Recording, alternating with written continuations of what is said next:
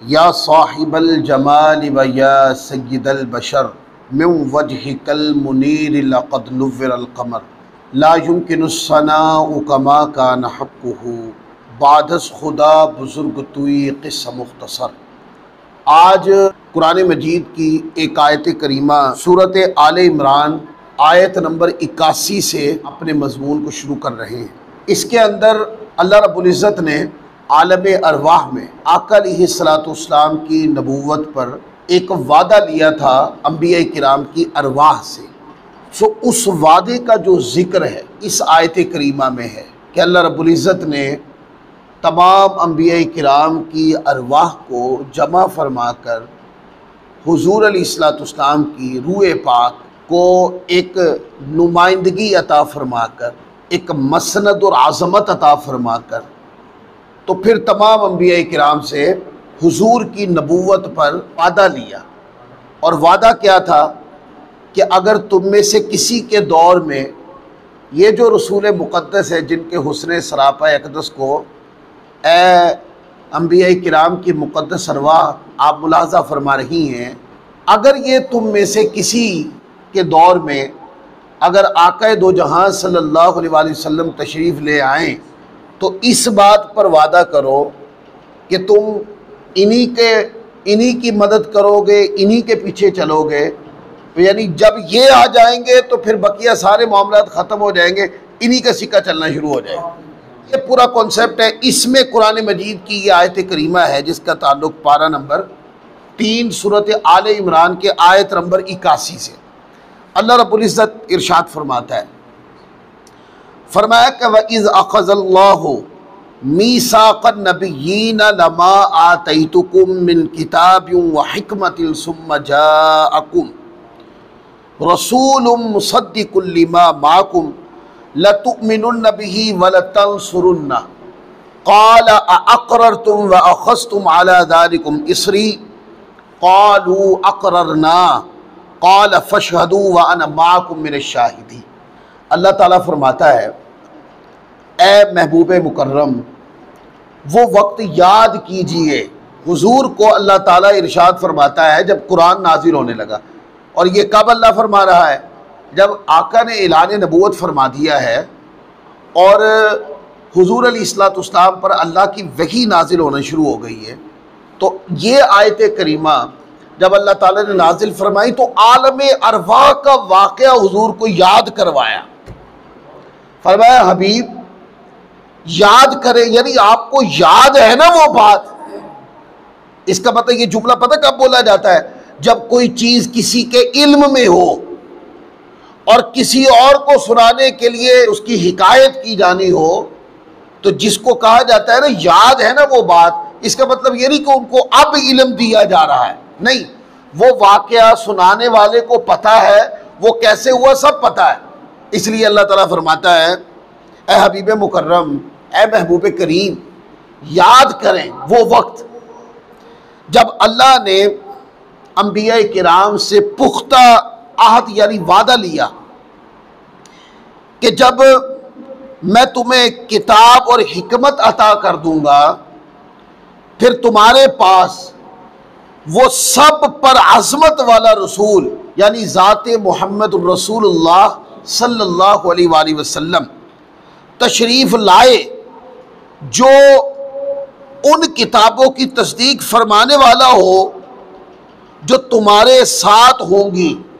यानी अंबिया किराम को कहा जा रहा है, ए अंबिया किराम, अगर तुम में से किसी का दौर में अगर अज़मत वाले रसूल ज़ाते मोहम्मद रसूलुल्लाह तशरीफ़ ले आए और वो तुम पर नाजिल शुदा किताबों की तस्दीक करने वाली उनकी शान है और तस्दीक करने वाले हों जो तुम्हारे साथ होंगी, तो फरमाया ज़रूर भी ज़रूर इन पर ईमान लाओगे। ये वादा करो।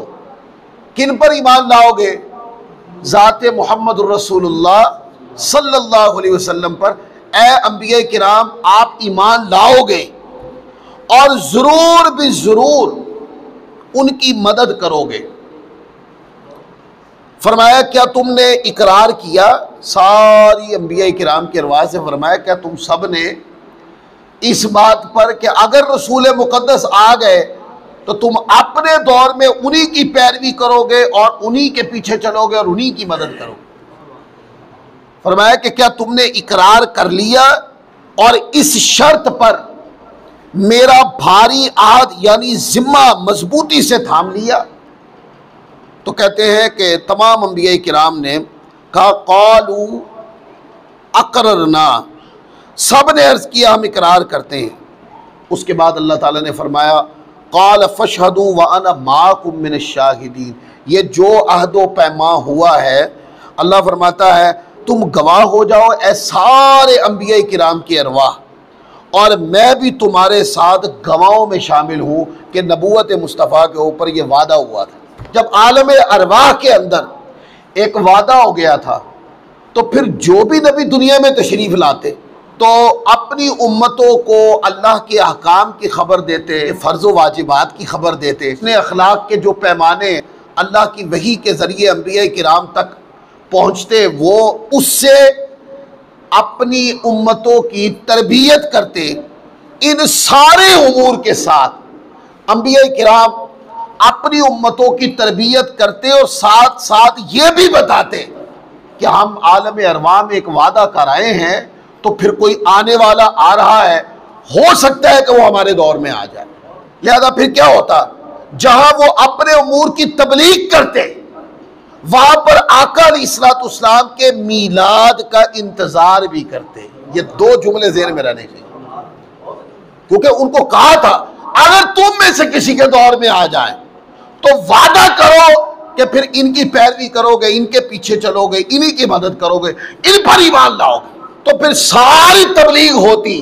साथ ये तबलीग खास हर नबी अपनी उम्मत की खास ये तबलीग और तरबियत करते क्या कि हुजूर के मीलाद का इंतजार करो, हो सकता है कि वो आ जाए। ये जो आ जाए, अगर आ जाए, ये जो एक जुमला है, इस एक जुमले ने हजारों साल की उम्मतों को आका के मीलाद का इंतजार करवाया है। एक सवाल पैदा होता है कि हुजूर ने इनमें से किसी यानी जितने भी अंबिया किराम की उम्मतें हैं, आका अलैहिस्सलाम ने किसी उम्मत में आना तो नहीं था, तो अल्लाह ने वादा क्यों लिया?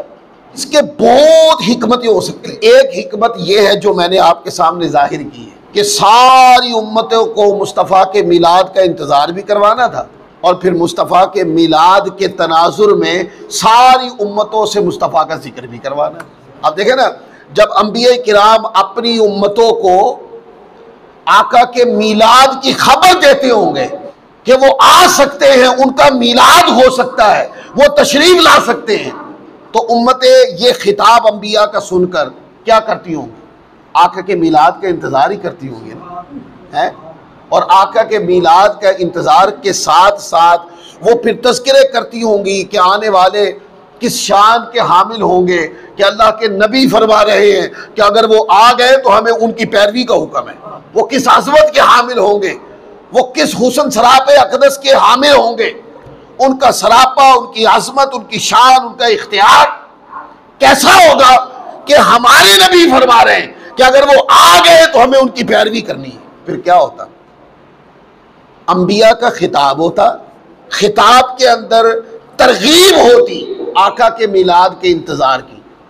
तो अंबिया का खिताब सुनकर सारी उम्मतें, जिस उम्मत में खिताब होता था तो उम्मतें आका के मीलाद का इंतज़ार करती और ख़ास मीलाद के तनाजुर में आका अलैहिस्सलाम का जिक्र करती। अब आदम अलैहिस्सलाम से लेकर और हज़रत ईसा अलैहिस्सलाम तक ये कोई 100-200 साल की बात नहीं है दोस्तों, ये हज़ारों बरस का ज़माना है। क्या है? हज़ारों बरस का ज़माना है। तो उम्मतें आती गई, अंबिया तशरीफ लाते गए, अल्लाह के आकाम के साथ इस हुक्म की बात भी करते रहे कि आका के मीलाद का इम्कान है, हुजूर तशरीफ ला सकते हैं। तो फिर आप देखते हैं हज़ारों साल अंबिया किराम की उम्मतों में इस तनाजुर में आका का मीलाद के चर्चे भी होते रहे और आका के मीलाद के तनाजुर में हुजूर अलैहिस्सलाम का जिक्र सारी उम्मतों में जारी रहा। अभी हुजूर का मीलाद हुआ नहीं है, आका का मीलाद अभी हुआ नहीं है, पर अल्लाह ताला ने मिलाद से पहले देखो कितने चर्चे करवाए हैं। कोई एक उम्मत हो कि कोई बता दे कि इस उम्मत में हुजूर का जिक्र नहीं हुआ, कुरान पाक की आयत बताती है कि इस आयत के मफहूम को अगर हम गौर करें तो फिर हर उम्मत में आका अलैहिस्सलाम का जिक्र जारी रहा। अब वो आयत करीमा देखे ना, कुरान मजीद के अंदर हज़रत इब्राहीम अलैहिस्सलाम ने खाना काबा बनाया। अब आप जद्दुल अंबिया कहलाते हैं। इब्राहीम अलैहिस्सलाम जद्दुल अंबिया इसलिए कहलाते हैं कि आपके दो बेटे थे और दोनों से अंबिया किराम की नबूवत चली है। हज़रत इसहाक अलैहिस्सलाम आपके साहबजादे थे हज़रत सैयदा सारा रज़ियल्लाहु ताला अन्हो के बतने अतहर से। तो आप देखते हैं इधर से तमाम अंबिया किराम बनी इसराइल का सारा नसब और सारा सिलसिला इधर से है। इसहाक अलैहिस्सलाम अल्लाह के नबी, उनके वालिद इब्राहीम अलैहिस्सलाम नबी, फिर हज़रत इसहाक अलैहिस्सलाम के बेटे याकूब अलैहिस्सलाम नबी, फिर याकूब अलैहिस्सलाम के बेटे हज़रत यूसुफ नबी और रसूल भी थे। और हज़रत यूसुफ अलैहिस्सलाम की तीसरी या चौथी पुश्त से हज़रत मूसा अलैहिस्सलाम का जिक्र मिलता है। फिर आप जिक्र करते चले जाएं, इसी एक नसब से तमाम अंबिया किराम का जिक्र आता है। और दूसरे बेटे कौन थे? हज़रत इस्माईल अलैहिस्सलाम, उनके औलाद से इमामुल अंबिया की विलादत हो गई। तो इसलिए आपको जद्दुल अंबिया कहते हैं। काबतुल्लाह बनाया, काबतुल्लाह बनाने में कौन थे? हज़रत इब्राहीम अलैहिस्सलाम थे और साथ कौन थे? हज़रत इस्माईल अलैहिस्सलाम। और हज़रत इस्माईल अलैहिस्सलाम की औलाद से आगे आका अलैहिस्सलाम की विलादत होनी थी। तो जब खाना काबा बना लिया तो इब्राहीम अलैहिस्सलाम ने एक दुआ मांगी, और वो दुआ क्या थी? वो कुरान मजीद के अंदर है, सूरत बकरा आयत नंबर 129 उठाएं। और अगर सादा अंदाज में समझना हो तो पहला पारा उठाएं, 15वें रुकू की आखिरी आयत पढ़ लें। अल्लाह ताला फरमाता है, रब्बना वबास फीहिम रसूलन मिनहुम यतलू अलैहिम आयातिका व युअल्लिमुहुमुल किताब वल हिकमत व युज़क्कीहिम इन्नका अंतल अज़ीज़ुल हकीम। इब्राहीम अलैहिस्सलाम दुआ फरमा रहे, अल्लाह का फरमान, ऐ हमारे रब, इनमें इन्हीं में से वो आखिरी और बरगुज़ीदा, ब्रैकेट का तर्जुमा, आखिरी और बरगुज़ीदा रसूल मबऊस फरमा जो इन पर तेरी आयतें तिलावत फरमाए और इन्हें किताब और हिकमत की तालीम दे। और कहा, और इनके नुफूस व कुलूब को खूब पाक और साफ कर दे, बेशक तू ही गालिब हिकमत वाला है। तो कहते हैं ये जो दुआ की ना मौला, रब्बना वबास फीहिम रसूला, ऐ मौला अब उस रसूल मुकर्रम की बेइज्जत फरमा दे। तो उलमा फरमाते इस रसूल से मुराद हुजूर अलैहिस्सलाम की ज़ात है। इब्राहीम अलैहिस्सलाम किसकी दुआ मांग रहे हैं? बोलिए, आका अलैहिस्सलाम की दुआ मांग रहे हैं कि नहीं? तो बताओ, अगर उनको आका की आमद की खबर नहीं है तो फिर वो दुआ क्यों मांग रहे हैं? इसका मतलब ये है कि हुजूर अलैहिस्सलाम की आमद की खबर उनके पास पहले है, अब तो आगे वाली वो हिकायत कर रहे हैं। ऐ मौला, काबा बना दिया है और नबी आखिरुज़्ज़मान मक्का के अंदर तशरीफ लाना है। ऐ मौला, वो रसूल जिसकी विलादत मक्का के अंदर होनी है, उस रसूल मुकर्रम को भेज दे ताकि मैं उस रसूल मुकर्रम का दादा कहलाऊं। ये दुआ मांगी। तो फिर आपने देखा वक्त गुजरा, आका की विलादत तय्यबा मक्का के अंदर हुई। तो फिर इसी तरह आप दूसरी तरफ पढ़ के देखें, हजरत ईसा अलैहिस्सलाम आकर हुजूर का नाम लेकर ही बता दिया, क्योंकि अंबिया किराम का सिलसिला चल रहा था। और ईसा अलैहिस्सलाम के बाद फ़कत ज़ात मुहम्मदुर रसूलुल्लाह सल्लल्लाहु अलैहि वसल्लम ने तशरीफ़ लाना था, इसलिए उन्होंने मिन बाद इस्मुहु अहमद कहकर बता दिया कि जो मेरे बाद रसूल आएंगे उनका नाम अहमद होगा। तो इसका मतलब यह है कि ईसा अलैहिस्सलाम तक आका की आमद की खबर भी थी, हुजूर के नाम की खबर भी थी, और ईसा अलैहिस्सलाम के बाद उन्होंने तशरीफ़ लाना है। इस सारा मफहूम वो पहले जानते थे। पहले कैसे जानते थे? वो आलम अरवाह के अंदर एक वादा हो गया था ना, उस वादे से पता था। तो जो अंबिया खबर दे रहे हैं अपनी उम्मत को कि मेरे बाद आने वाली जात उनका नाम अहमद होगा, तो क्या वो अपनी उम्मत को ये नाम मुतारिफ नहीं करवाते होंगे?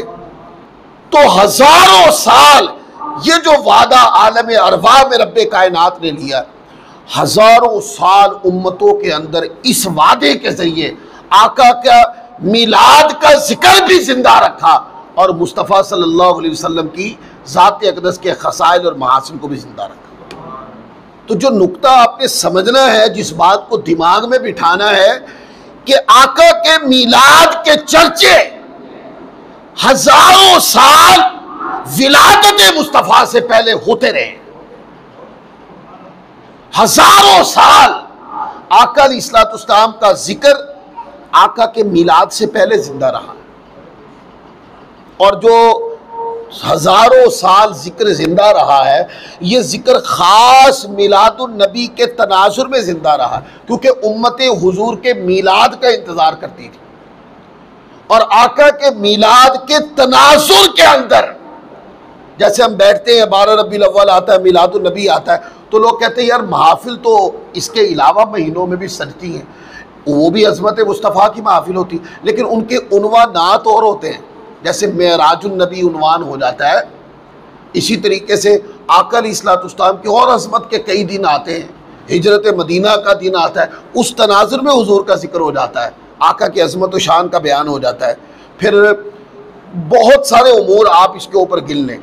इस तरह मैं बताना चाहता हूँ कि जो हज़ारों बरस उम्मतों के अंदर आका का जिक्र जिंदा रहा, ये ख़ास मिलाद के तनाजुर में था कि अंबिया किराम जब भी तकरीर करते तो आका अलैहिस्सलाम की आमद के इम्कान की खबर देते, तो उम्मतें फिर क्या करती? खिताब अंबिया का सुनती, आका के मिलाद का इंतज़ार करती, और मिलाद के तनाजुर के अंदर हुजूर अलैहिस्सलाम का जिक्र करते। वो आने वाले कैसे होंगे, उनका सरापा कैसा होगा, जब वो मुस्कुराएंगे तो उनके तबस्सुम की रमज़ कैसी होगी, उनकी चाल चलन कैसी होगी, उनकी नूरानियत कैसी होगी, उनका कलाम कैसा होगा, गुफ्तार कैसी होगी, अतवार कैसी होगी, अंदाज कैसा होगा, शान मोजज़ाती कैसी होगी। और फिर उम्मतें सिर्फ मीलाद के तनाजुर तक नहीं रुकी, अब इससे आगे बढ़ रहा हूँ। कुरान मजीद के अंदर ये आयत करीमा मौजूद है, पारा नंबर 1 आयत नंबर 89। तो वो क्या करते, कोई जंग होती ना तो वो क्या करते, वो आका अलैहिस्सलाम के नाम का नारा मारते और जंग जीत जाते। जंग लड़ने से पहले आका अलैहिस्सलाम के नाम का वसीला देते, जंग लड़ते और जंग जीत जाते। तो अंदाजा करो हजारों साल आका के जिक्र की दीवानगी का आलम तो देखें आप। कौम में मस्त थी हुजूर के जिक्र में, और ख़ास कर मिलाद के इंतज़ार और मिलाद के इंतज़ार के तनाजुर में आका के जिक्र में हज़ारों साल सारी उम्मतें मस्त अलस्त हुई। और ये हज़ारों साल का इंतज़ार ख़त्म हुआ कि मक्का में एक नूर चमका तो मुस्तफ़ा की विलादत, इंतज़ार ख़त्म हो गया। अब तक जो भी चर्चे थे ना हुजूर के जिक्र के, वो बिन देखे थे। सरापा अक़दस को देखा उनमें से किसी ने नहीं था, पर वो बिन देखे कहते कि कैसे होंगे, कोई बेमिसाल होंगे, कोई लाजवाब होंगे, ऐसे होंगे कि जिन जैसा कोई नहीं। जिसने भी जिक्र किया तो बगैर देखे किया, और जब विलादत हो गई तो अल्लाह ने उस सरापा अक़दस से, हुस्ने सरापा अक़दस से पर्दा हटा दिया। और जब पर्दा हटा दिया तो फिर जिक्र करने वालों ने देखा भी, साथ जिक्र भी किया। देखने वालों ने देखा तो जिक्र किया तो कहा व अहसन मिन कलम तराकत तो आई नहीं, कि हुजूर जैसा हुस्न किसी के पास नहीं है। वाजमल मिन कलम तरजिन्निसा, आप जैसा जमील खूबसूरत किसी माँ ने पैदा नहीं किया। खुलिक़्ता मुबर्रअम मिन कुल्लि ऐब कअन्नका क़द खुलिक़्ता कमा तशा, आपकी ज़ात हर ऐब से दूर है और रब ने आपको ऐसा ही बनाया है जैसा आप चाहते थे। ये देखने वालों ने देखने के बाद यूं कहा है। एक साहबी हुजूर की बारगाह में आए और आकर अलैहिस्सलाम को देखा तो फिर वापस जाने लगे। कोई काम नहीं। हुजूर को देखा तो वापस जाने लगे। तो वजह पूछी तो कहा हुजूर भूख लगी थी, आपको देखा तो भूख खत्म हो गई। देखने वालों ने जब देखा तो उनका ये हाल हुआ कि उनकी भूख प्यास भी इस दीद के बगैर पूरी नहीं होती थी जब तक हुजूर को न देख लें। अब जंग का मौका है, आप अंदाजा, देखने वालों ने देखा तो उनकी दीवानगी का आलम देखें आप। देखने वालों ने देखा, जंग हुई तो एक खातून जो है वो हवा उड़ गई इस बात की कि आका अलैहिस्सलाम की शहादत हो गई है। तो दिल बेकरार हो गए, क्योंकि सारे दिल तो इसी ज़ात से जुड़े हुए हैं। मोहब्बतों का किबला और काबा तो यही ज़ात है। आशिकों का मरकज़ इश्क तो यही ज़ात है। जब पता चला कि हुजूर की शहादत होगी, हवा उड़ गई ना ये, तो एक खातून, एक सहाबिया, वो उस मैदान की तरफ दौड़ी चली जा रही है और सहाबे किराम तशरीफ ला रहे हैं। अब मैदान के अंदर उस खातून के जो वालिद हैं वो भी लड़ने गए, शौहर भी लड़ने गए, बेटा भी लड़ने गया। आने वालों ने बताया तुम्हारा बाप शहीद हो गया जंग के अंदर। उन्होंने कहा ये बताओ कि हुजूर कैसे। ये दीवानगी की वो हद है, खुदा की कसम। आजकल जो लोग तकरीर करते हैं उनको क्या पता दीवानगी क्या होती है।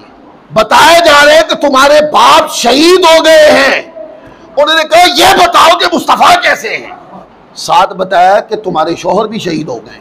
कहा ये बताओ कि हुजूर कैसे। कहा तुम्हारा बेटा भी शहीद हो गया। कहा ये बताओ कि हुजूर कैसे।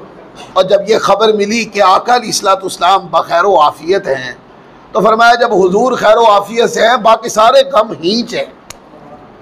अगर हुजूर खैर से हैं, बाकी सब खैर ही खैर है। देखने वालों ने जब देख के आका का जिक्र किया तो फिर वो जिक्र नहीं करते थे, वो आके एक तराना पढ़ते थे। तराना जब हुजूर की बारगाह में आते तो तराना क्या पढ़ते, फिदा का उम्मी वाबी या रसूलल्लाह, हुजूर मेरे माँ बाप आप पर फिदा हूँ। ये सहाबा किराम का तराना था। इसको तराना फनायत इश्क़ मुस्तफ़ा कह लें। आका मेरी जान तो बहुत थोड़ी है, मेरी जान की कीमत तो बहुत थोड़ी है, आका मेरे माँ बाप भी आप पर फिदा हो। ये कौन थे? जिन्होंने विलादत मुस्तफ़ा के बाद हुस्न सरापा अक़दस को देख लिया। जिन्होंने देख लिया उन्होंने फिर और किसी को इनके मुकाबले पर नहीं देखा। तो यूं देखे सारी उम्मतों के अंदर बिन देखे हुजूर का जिक्र जिंदा रहा कि नहीं। अगर आप पूछें कि ये जो उम्मतों के अंदर आका अलैहिस्सलाम के जिक्र को जिंदा रखा अल्लाह ने, और हर उम्मत से मीलाद मुस्तफ़ा का इंतज़ार करवाया, और हर उम्मत में मीलाद मुस्तफ़ा के तनाजुर के अंदर उम्मतों को आका का जिक्र करवाया, ये क्या है? ये मीलाद मुस्तफ़ा से पहले रब्बे कायनात का एहतमाम मीलाद है। आपका और मेरा एहतमाम मीलाद क्या है? हम घर सजा देते हैं, हम दुरूद पाक की कसरत करते हैं। ये आपका और मेरा एहतमाम मिला। हुजूर की विलादत का दिन आया तो हम खाना पका के गरीबों में बांट देते। ये क्या है? आपका और मेरा एहतमाम मिलाद है। आका की विलादत तय्यबा की रात आई तो सारी रात इबादत में गुजार दी। ये आपका और मेरा, बोलिए, एहतमाम मिलाद है। और ये जो हज़ारों साल उम्मत मुस्तफ़ा का जिक्र जिंदा रखा और उनको ख़ास आका के मीलाद का इंतज़ार करवाया और मीलाद के तनाजुर में आका का जिक्र करवाया, उन सारी उम्मतों को मस्त रखा हुजूर के जिक्र में। ये किसका है? ये रब्बे कायनात का एहतमाम मीलाद मुस्तफ़ा है। पूछो कि ये रब ने क्यों किया? आका की विलादत की खातिर की, हुजूर के मिलाद की खातिर किया। और उम्मतें इंतज़ार करती रहीं, आका अलैहिस्सलाम का मीलाद हो गए। अब इसके ऊपर चंद हदीस पढ़ता हूँ। ये जो मैंने एक जुमला बोला है ना, मैं इस जुमले को ही अगले नुक्ते की तरफ लेके जाना चाहता हूँ कि अल्लाह का एहतमाम मीलाद क्या है। आपका और मेरा तो कुछ भी नहीं, हम तो नाकिस लोग हैं। हम तो मखलूक हैं, हम उसके हबीब का कहाँ हक अदा कर सकते हैं? हम उसके हबीब का हक अदा नहीं कर सकते। रब ने अपने हबीब को बेमिसाल भी बनाया और बेमिसाल रब कायनात ने अपने हबीब के मिलाद का एहतमाम भी फरमाया। अंबिया किराम से अभी बशरियत का वजूद शुरू नहीं हुआ। अंबिया किराम से आलम अरवाह में आका अलैहिस्सलाम की नबूवत और शान और के ऊपर जो मीसाक और वादा लिया, ये क्या है? ये किस खातिर लिया? ये अल्लाह ताला ने आका के मीलाद की खातिर लिया। ये रब्बे कायनात का एहतमाम मीलाद है। हदीस सुने, यह हदीस 40 से ज़्यादा किताबों में है जो रिवायत में पढ़ रहा हूँ। कई आइम्मा ने इसको रिवायत किया। इमाम अहमद बिन हम्बल ने इसको रिवायत किया अपनी किताब में। कोई 4 से 8 मुकाम पर इमाम अहमद बिन हम्बल ने अपनी किताब में। फिर इमाम तिरमिज़ी किताबुल मनाकिब में लाए इस रिवायत को। इमाम हाकिम ने मुस्तदरक में लिखा। इमाम अबू बकर इब्न अबी शैबा ने अपने मुसन्नफ़ में लिखा। इमाम मक़दसी ने अल अहादीसुल मुख्तारा में इसको दर्ज किया। कई मुकामात पर इमाम तबरानी ने मौजमुल औसत में इसको रिवायत किया, मौजमुल कबीर में इसको रिवायत किया। फिर नीचे आप आ जाए हिलियतुल औलिया और इमाम बुखारी रहमतुल्लाह अलैह ने तारीख़ुल कबीर के अंदर। बाकी किताबें सारी इसके बाद है। बड़ी बड़ी किताबों के हवाले मैंने आपको दे दी। रिवायत क्या है? अन अबी हुरैरा रज़ियल्लाहु ताला अन्हु क़ाल क़ालू या रसूलल्लाह सल्लल्लाहु अलैहि वसल्लम मता वजबत लकन नबुव्वतु क़ाला व आदमु बैन रूह वल जसद। आका अलैहिस्सलाम से ये सवाल हुआ, ये पूछा गया हुज़ूर अलैहिस्सलाम से। अबू हुरैरा रज़ियल्लाहु ताला अन्हु फरमाते हैं कि सहाबा किराम ने अर्ज़ की, या रसूलल्लाह, सहाबा किराम ने सवाल किया किन से? हुज़ूर अलैहिस्सलाम से। और लफ्ज़ क़ालू, ये सवाल एक सहाबी रज़ियल्लाहु ताला अन्हु ने नहीं किया, एक से ज्यादा थे, यानी 2 से भी ज्यादा थे। क़ालू, आका अलैहिस्सलाम से सहाबा किराम ने पूछा, अर्ज़ किया, या रसूलल्लाह, आप सल्लल्लाहु अलैहि वसल्लम के लिए नबूवत कब वाजिब हुई? इसको बड़ी तवज्जो से समझना है। वो ये, क्या इन सारे सहाबा किराम को पता नहीं था कि 40 साल की उम्र में कोहे सफ़ा पर आका अलैहिस्सलाम तशरीफ़ ले गए और वहाँ खड़े होकर सबको का फरमाया कि अगर मैं तुम्हें कहूँ इस पहाड़ के पीछे से एक लश्कर हमलावर होने वाला तो बात मान जाओगे?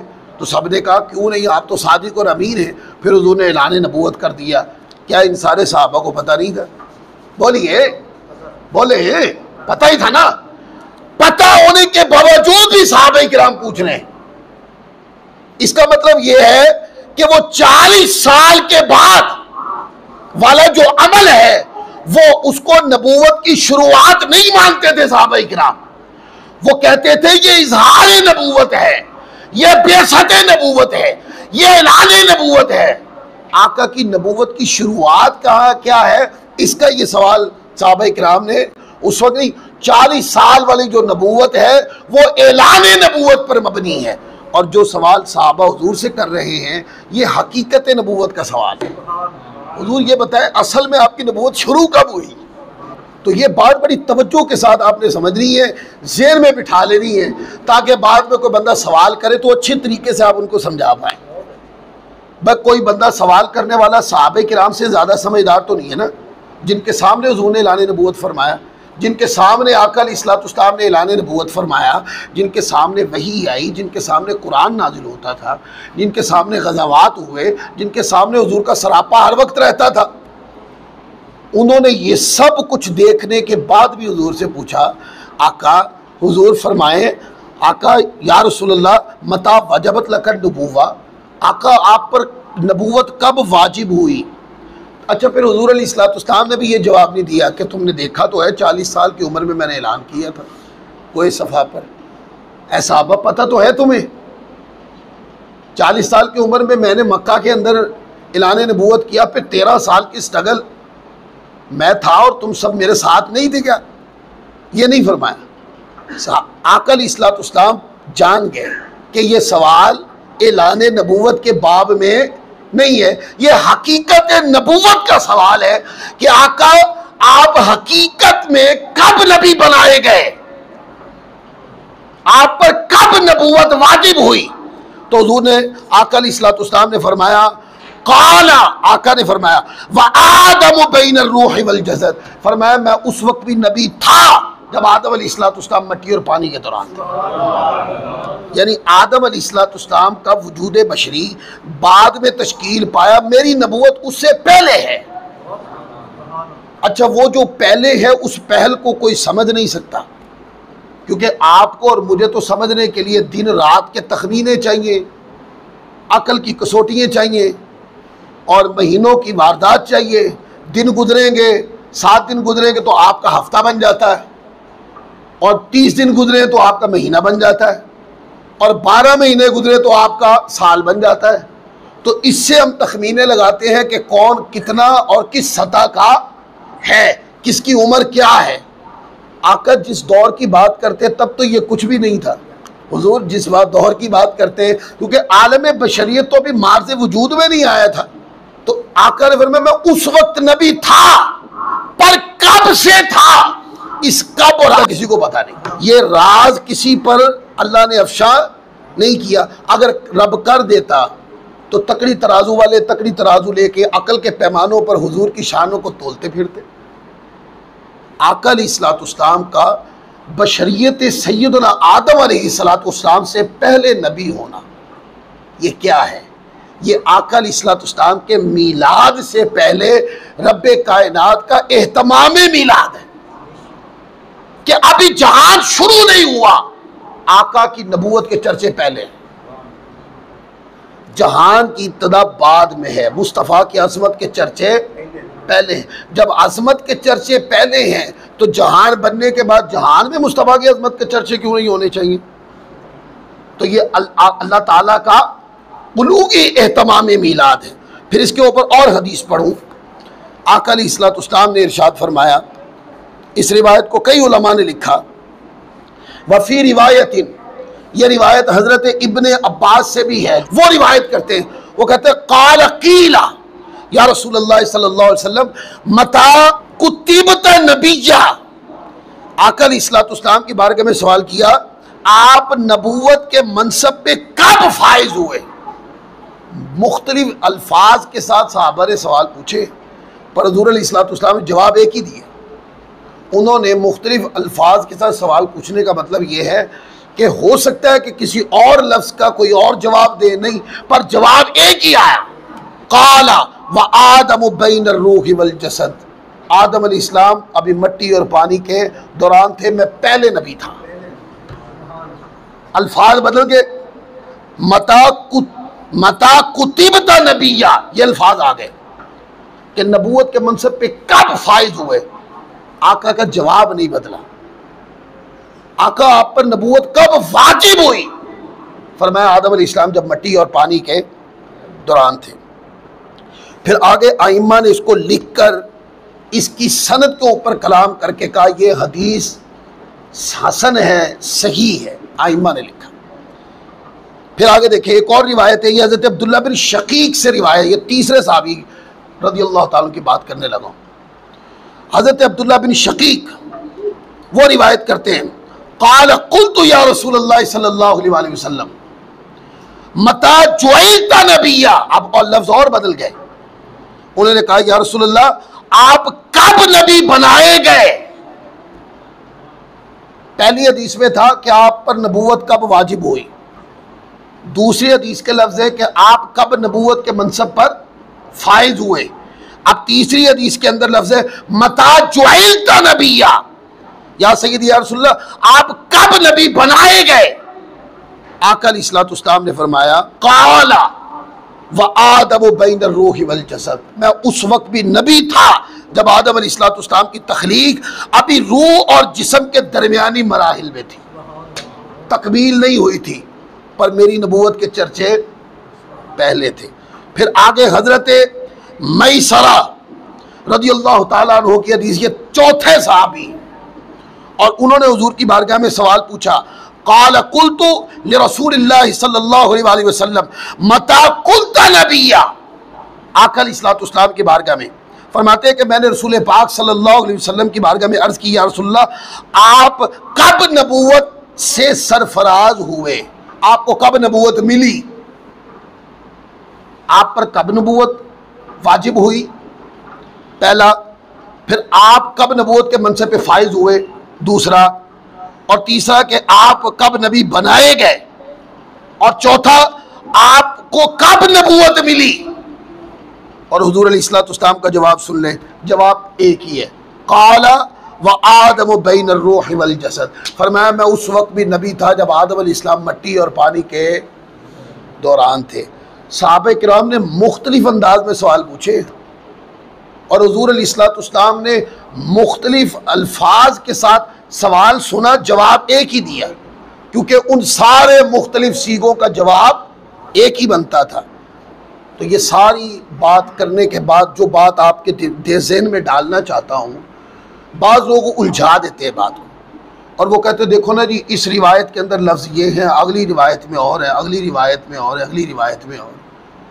तो कहते हैं ये ना इस्तिराब फिल मतन है। वहाबिया ना डिकोसला जो होता है ना, वो ये है कि वो कहते हैं ये इस्तिराब फिल मतन है, इस रिवायत के तो लफ्ज़ नहीं मिलते, एक रिवायत में और है, दूसरी में और है, तीसरी में और है। ठीक है, तो हमारे सादा लोगों का ना ज़हन ख़राब करते हैं। आपने उस मुकाम पर पता क्या कहना है, जब वो कहते ये तो अल्फाज मुख्तलिफ है, आपके अल्फाज जो सवाल है वो मुख्तलिफ है, तो क्या हाँ जी, आपने कहा ज़रा जवाब देखना वो तो मुख्तलिफ नहीं है। हमें जवाब से गर्ज है, क्योंकि जवाब में हुजूर अलैहिस्सलाम ने ये नहीं फरमाया कि मैंने 40 साल बाद मुझ पे नबूवत आई, मैं तब नबी था ना।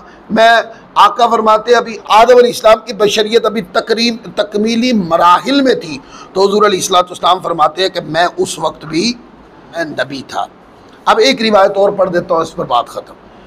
और ये हज़रत खालिद बिन मैदान रिवायत करते हैं, रसूलुल्लाह सल्लल्लाहु अलैहि वसल्लम के सहाबा किराम से रिवायत करते हैं कि उन्होंने अर्ज़ की या रसूलुल्लाह सल्लल्लाहु अलैहि वसल्लम हमें अपनी ज़ात की हकीकत के बारे में बताएं। ये सवाल ही पूछ लिया, आका हमें अपने नफ्स के बारे में, अपनी हकीकत के बारे में या सैयदी या रसूलल्लाह बताएं। आपने फरमाया हाँ मैं इब्राहीम अलैहिस्सलाम की दुआ हूँ और ईसा अलैहिस्सलाम ने मेरी बिशारत दी थी, और मेरी विलादत के वक्त मेरी वालदा ने अपने बतने अतहर से ऐसा नूर निकलते हुए देखा जिससे उन पर शाम के महल्लात रोशन हो गए। ये हुजूर की विलादत की शान है। क्या है? विलादत की शान। अब हज़रत इब्राहीम अलैहिस्सलाम की दुआ हूँ, रब्बना वबास फीहिम रसूला, पढ़ दी मैंने आयत करीमा। मैं अपने भाई ईसा अलैहिस्सलाम की बिशारत हूँ, मिम बाद इस्मुहु अहमद। सूरत सफ उठाए, पारा नंबर 28 के अंदर ये आयत करीमा मौजूद है। ये बात समझ में आ गई? अब जिस पर मैं कलाम करना चाहता हूँ वो क्या, आका फरमाते हैं कि मेरी विलादत के वक्त एक नूर चमका और मेरी वालदा ने उस नूर के अंदर, मेरी वालदा पर मुल्क शाम के महल्लात रोशन हो गए। अब मैंने कई दोस्तों से कहा कि यार ये नूर क्या था, किसका, विलादत किसकी हो रही है, किसकी विलादत के साथ ये नूर खारिज हुआ है? सैयदा आमिना रज़ियल्लाहु ताला के बतन मुबारक से ये नूर किसकी विलादत के साथ खारिज हुआ है? हुजूर की विलादत हो रही है, अनवार चमक रहे हैं, तो वो नूर किसका था? वो हुजूर अलैहिस्सलाम का नूर पाक था। वो कहते हैं कि जब वो नूर चमका ना, तो हज़रत सैयदा आमिना रज़ियल्लाहु ताला अन्हा वो कहती है कि मैंने उस नूर में देखा तो मुझे मुल्क शाम के महल्लात नज़र आए। उस नूर में, वो नूर कौन है? वो नूर ज़ात मुस्तफ़ा, हुजूर का नूर है। अगर उसमें हज़रत सैयदा आमिना देखे तो उनके, अब तो कहाँ मुल्क शाम है, कितने सहरा हैं, कितने दरिया हैं, कितने घर हैं, कितने महल्लात हैं, वो सारा क्रॉस हो गया। नूर पाक को देखा, आँखों में ऐसी बसारत आई, ऐसी जामयत आई। वो कहती है मैं रही तो मक्का में ही, पर उस नूर की वजह से, उस नूर से मुझे मुल्क शाम इतना दूर तक मुझे नज़र आना शुरू हो गया। वो किसकी बरकत थी? उससे पहले भी तो हज़रत सैयदा आमिना रज़ियल्लाहु ताला देखती थी ना, तब उन्होंने ये दावा कभी नहीं किया। उन्होंने कहा वो नूर चमका तो मेरे ऊपर मुल्क शाम के महल्ला दूर तक मुझे नज़र आना शुरू हो गए। वो नूर किसका है? वो नूर मुस्तफ़ा है। तो मैं कहता हूँ अगर नूर मुस्तफ़ा किसी की आँख को लगे तो उसकी बिनाई किसी इहाते में नहीं आती। तो जब हुजूर खुद देखते होंगे तो उसका तोला तोली कैसे हो सकती है? और फिर यहाँ पर एक मसला भी बयान करो कि आका अलैहिस्सलाम का नूर आँखों को लगा और उनको दूर तक नज़र आना शुरू हो गया। ये काम मुल्क शाम के महल्लात हज़रत सैयदा पाक को जो नज़र आना शुरू हो गए, ये क्या है? इस हदीस पाक के तहत शारहीन को पढ़ के देखें। उन्होंने कहा ये हज़रत सैयदा आमिना रज़ियल्लाहु ताला की करामत है। किसकी करामत है? सैयदा आमिना रज़ियल्लाहु ताला। अच्छा, वो करामत किस फैज़ के साथ है? बोलिए। वो आका अलैहिस्सलाम के नबूवत के फैज़ के साथ है कि कायनात की वलिया जो है उनके साथ उनसे करामात का ज़हूर होने और सदूर होने लगा। उलमा ने यहाँ नुक्ता बयान किया है कि औलिया अल्लाह की जो करामात हैं वो अंबिया किराम के मोजज़ात का फैज़ान होता है कि अंबिया किराम की शानें और अंबिया किराम के जो मोजज़ात होते ये उसी का परतौ, उसी की शुआ, उसी का साया होता है कि औलिया अल्लाह से करामात का सदूर होता है। हुजूर के नूर को देखा हज़रत सैयदा पाक ने जो कायनात की वलिया हैं, तो उनसे करामात का सदूर होने लगा। तो बताओ, जिस शान मोजज़ाती की ये करामत है कि हज़रत सैयदा पाक को दूर के महल्लात नज़र आने लाए, तो क्या वो शान मोजज़ाती तोली जा सकती है? उस शान मोजज़ाती पे जितना भी कोई बोले वो कम है, लेकिन शान मोजज़ाती जो हुजूर की है उसको कभी कोई बंदा किसी इहाते में ला सकता नहीं।